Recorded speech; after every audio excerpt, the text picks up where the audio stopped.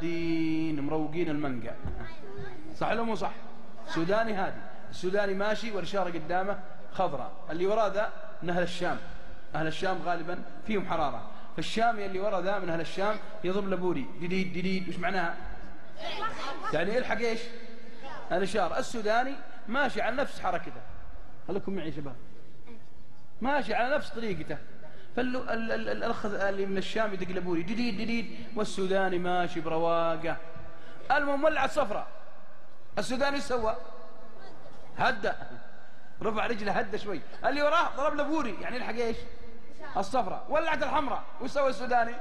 وقف، اللي وراه وصقعه معوره لكن اشوى، طخه بس ما هي قويه، وينزل ذو ثاير ثاير على السوداني.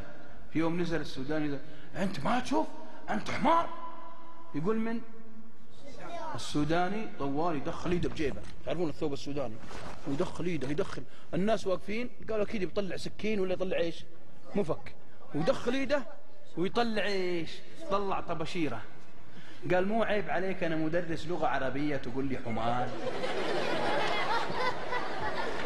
قلت لي واحد طلع طباشيره، والله يرضى على السودانيين قول امين، وعلى المسلمين اجمعين قول امين. طلع شوف التباشيره حقت المدرسه بجيب ولا حين، يقول ده انا مدرس لغه عربيه يا زول تقول لي حمار؟ مو عيب عليك؟ قلت والله حب على راس السوداني ذا. صح لا يا شيخ؟ ايش رايك؟ صح ولا مو صح؟ يقول له انت ما تشوف انت حمار، وما حد يقول له انا مدرس مو عيب عليك؟ يا اخي خلك مثل مصطفى، تبسم تبسم ايش؟ المغضب. حتى اذا غضبت لا يخرجك طورك عن طورك، لا يخرجك بغضبك عن طور الحق العدل. انتبه، حتى لو اغضبك وسيغضبك، انا اعلمك لا، سيغضبك اقرب الناس لك، لان اخوي الامام قال لي في المسجد حريم نساء، وحريمنا وهنا معنا في بيوتنا، مرك قد تغضبك ولا ما تغضبك؟ يا المتزوجين وين المتزوجين؟